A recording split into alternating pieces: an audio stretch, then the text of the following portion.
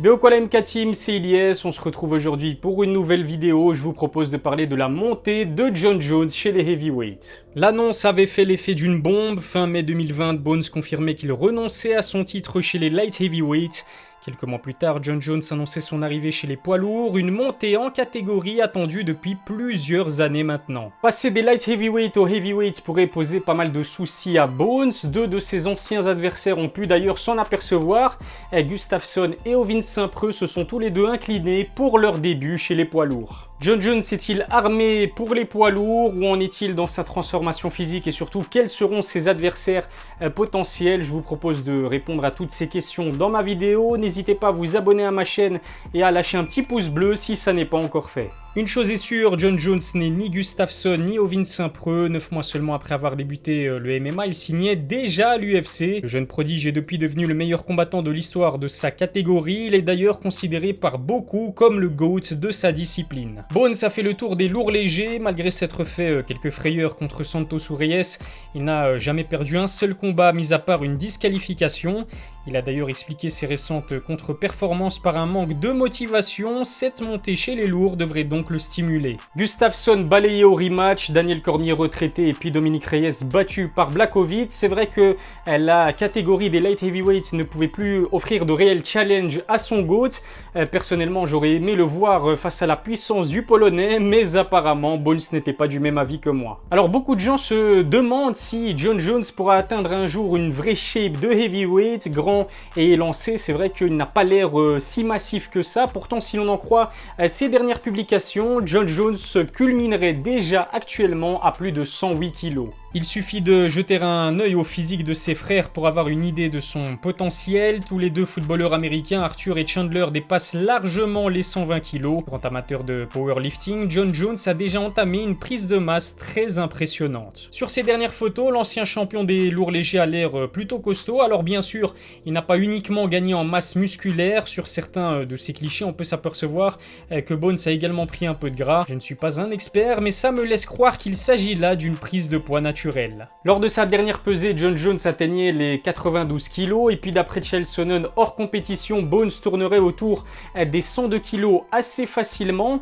Si l'on en croit ses 108 kg actuels, il n'aurait donc pas pris tant de poids que ça, en tout cas pas pour son 1,93 m. Reste à savoir maintenant si ces kilos en plus auront finalement raison de ses nombreuses qualités. Jon Jones est un combattant rapide et mobile. Est-ce que cette montée en catégorie va l'handicaper? La question mérite d'être posée. C'est indéniable, avec au moins 10 kg en plus comparé à son poids de light heavyweight, Bones sera moins rapide, mais on parle ici de l'un des combattants les plus complets au monde. L'ensemble de ses autres qualités ne vont pas souffrir de sa prise de masse. Jon Jones sera sans aucun doute le heavyweight le plus technique de l'histoire. Debout comme au sol, Bones a une palette largement plus étoffée que l'ensemble de la catégorie. Quel que soit son poids, il pourra aussi compter sur son fight IQ exceptionnel. Ses kicks vicieux, ses coups de coude imprévisibles et son allonge seront ses armes principales. Rajoutez à cela son excellent niveau en lutte et sa capacité à soumettre debout comme au sol et vous obtenez une arme de destruction massive. Seul bémol, Bones va souffrir d'un déficit important en termes de puissance. Ce qu'il faut dire aussi, c'est que Jon Jones a toujours eu l'habitude de s'entraîner avec des vrais poids lourds. Andrei Arlovski et Alistair Overeem ont pu se mesurer à lui en sparring et en croire le principal intéressé, eh bien Jon Jones s'est toujours très bien débrouillé. Ce n'est pas un secret, Jon Jones ne s'est jamais pris un knockdown de toute sa carrière. Il a pourtant affronté de sacrés punchers. Quinton Jackson, Thiago Santos ou même Dominique Reyes n'ont pas pu le mettre au tapis, l'ont pourtant touché au visage à plusieurs reprises. Son menton est parmi les plus solides de tout l'UFC, mais en plus de cela, Bones dispose d'une excellente défense.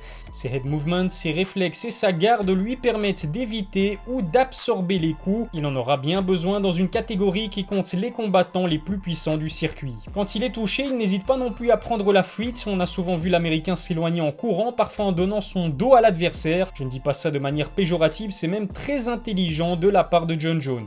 Son allonge très supérieure à la moyenne et ses kicks permettent de tenir ses adversaires à bonne distance. J'ai envie de dire deux qualités cruciales face à des combattants qui peuvent éteindre la lumière sur un seul punch. Le 27 mars prochain aura lieu le rematch entre Stipe Miocic et Francis Ngannou. Selon les rumeurs, Jon Jones affrontera ensuite le vainqueur de ce combat pour le titre chez les heavyweights. Si j'étais Jon Jones, je prierais pour ne pas me coltiner la puissance dévastatrice du Camerounais. Blague à part, entre Stipe et Ngannou, c'est indéniable pour moi en tout cas. Francis représente la menace la plus dangereuse pour Jon Jones chez les heavyweights.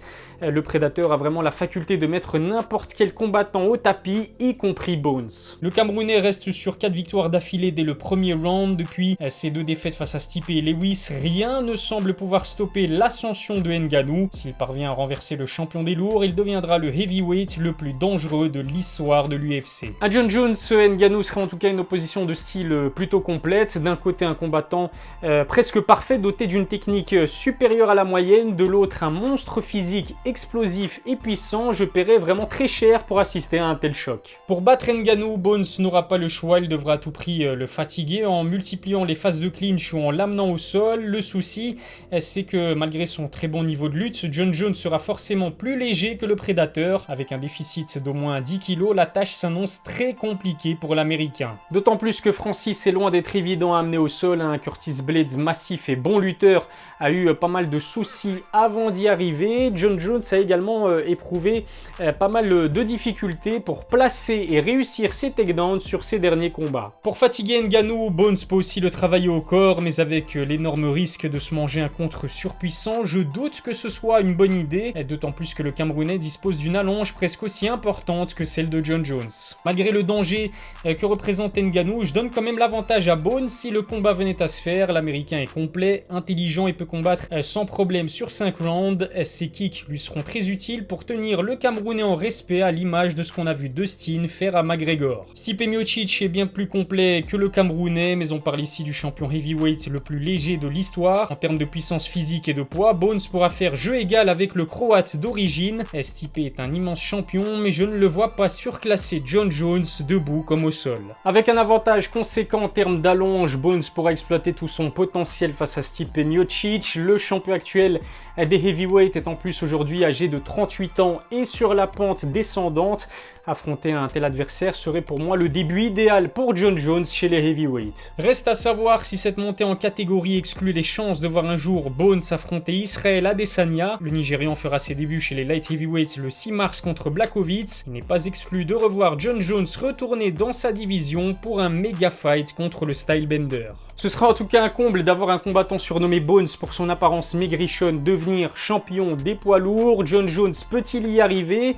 Est-ce que vous préférez le voir face à Ngannou ou Stipe Miocic? Dites-le moi en commentaire. Voilà, c'est déjà tout pour la vidéo. Merci de m'avoir suivi. N'hésitez pas à me suivre sur mes réseaux sociaux. Les liens sont dans la description. On se retrouve dimanche prochain pour une nouvelle vidéo. D'ici là, je vous souhaite une excellente semaine. Prenez soin de vous.